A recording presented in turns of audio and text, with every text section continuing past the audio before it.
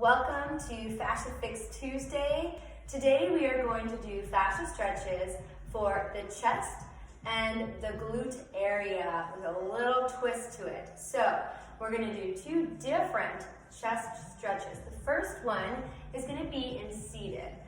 First, taking a moment to assess your posture and your alignment. I'm just sitting with my legs crossed on the floor. You may sit with your hips up a little higher on a blanket. In a chair, you could also do this standing. We want to first think about where our upper body position is, which is really important to work from proper posture rather than a misalignment, which is going to reinforce patterns that we want to change to begin with. Lengthening the spine, take a moment to just take the rib cage in slightly. When we lengthen, there's often a time where we overextend the back, creating too much pressure and compression here. Take a moment to bring the ribs in and settle that lift. Chin tuck, as if you're bringing your chin straight back on a table. Not down, not up, but straight back towards your throat. Trying to achieve the ears and shoulder in the best alignment possible. Shoulder blades are gliding down your back as if you're putting them in your back pocket. Now lift your pelvic floor, engage your transverse or your deep core muscles to stabilize this posture. Take the hands to prayer. Thumbs to your nose and draw them a couple inches out in front of you so you're staring at your hand. Check in and make sure you have that chin tuck position still in place. Press your hands together. When we fascia stretch, we add activation and movement to a shortened area. So we're stretching the chest, but I want you to also think about activating the muscles underneath your shoulder blades.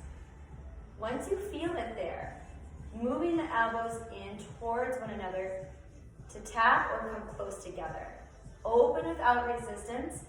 Press your hands together. Feel the activation in the chest and under your shoulder blades. Draw your elbows in to tap. Open it back up.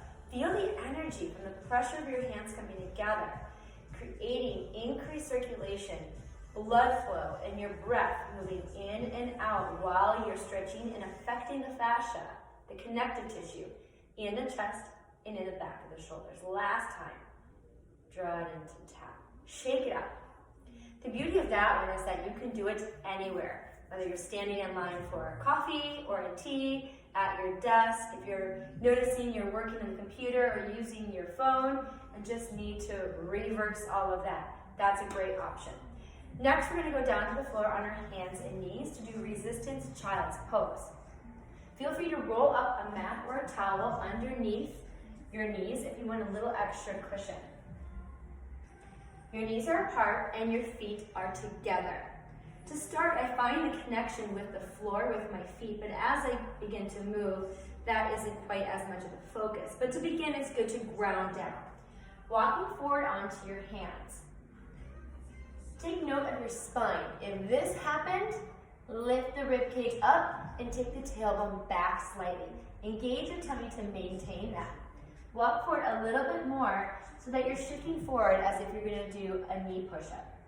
Activation is resisting your arms straight down to the floor and back as if you want to slide them underneath your belly button. Naturally, your knees will resist forward. See how my feet kind of float up? But my knees are resisting forward, my hands are resisting back. And I'm going to pull my hips back while I'm resisting my hands down and back, keeping your neck in as neutral position as possible. Take the first one to just get a feel for it. Your range of motion is going to be different than mine, but maintaining the direction of your resistance and movement is the most important factor. When we're doing fascia stretching, we shorten the area that we want to stretch. We add activation by compressing or contracting and movement in the opposite direction. The bonus is that we're strengthening the rest of our body that's doing the movement while fascia stretching. Your core is engaged for your movement for stability at the same time. One more time.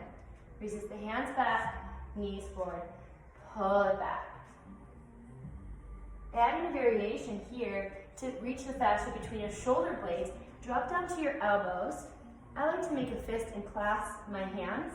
Find your chin tuck, lift the ribs. Elbows are close together. You're resisting your arms, the forearms straight back as you pull the hips back, just as you just did. But I'm feeling this a little bit deeper in between my shoulder blades and a little bit higher up. Shift forward, resist the elbows, forearms down and back as you pull your hips back. Notice your range is again a little bit shorter than it was the first time with our arms straight. Resist, focus in between your shoulder blades, higher up. These little areas are really difficult to get to when you're traditional stretching, plus you're not stretching the fascia then, and you're overstretching. Very good. And back up. Take a seat. And we're moving on to our glute with a twist. So we're going to address the piriformis area. Piriformis is a muscle in your deep glutes. One leg is going to straighten. I'm going to grab a little towel here. It's not really all that little. To demonstrate that if you're feeling this behind the knee, you might add a little bit of flexion in the knee by adding a small towel rolled up underneath your knee, or you can do it without.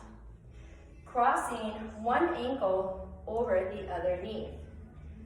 To stretch the glutes, you want to shorten the area by letting that knee open as far as it possibly will with what it has available to it right now.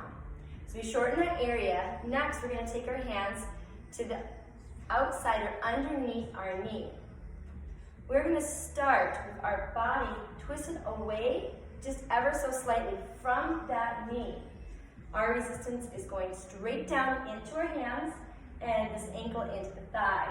As I bring this knee up with the strength of my arms, I'm going to twist towards the knee coming up, and maybe if I have space, past it. Yikes. Open it back up, twist in the opposite direction. Press that knee down, feel it in the glute, finding movement at the same time. You have that strong connection for your hands and your knees. Twisting, gently press it down, feel it in the glute, twisting from that motion. Woo. Let's do one more. Open, press that knee down, use the strength of the arms to pull, twist, and rotate. Oh, I feel that. That was good. Opposite side. Feel free to, again, put that little roll up underneath your knee if you need to get your knee a little flexion. Ankles crossed over, knee is open as far as it would go. My hip bones are even. Take both hands back underneath the knee. Twist away from the knee as much as you can comfortably. It doesn't have to be a lot. Press this knee down into your hands.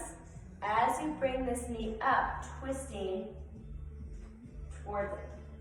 You're stretching the fascia not only in the glute area, in your piriformis, but throughout the whole space between your pelvis and your upper body, that twisting, like you're twisting out a wet towel. Press that knee down, pull that knee up with the strength of the arms as you twist.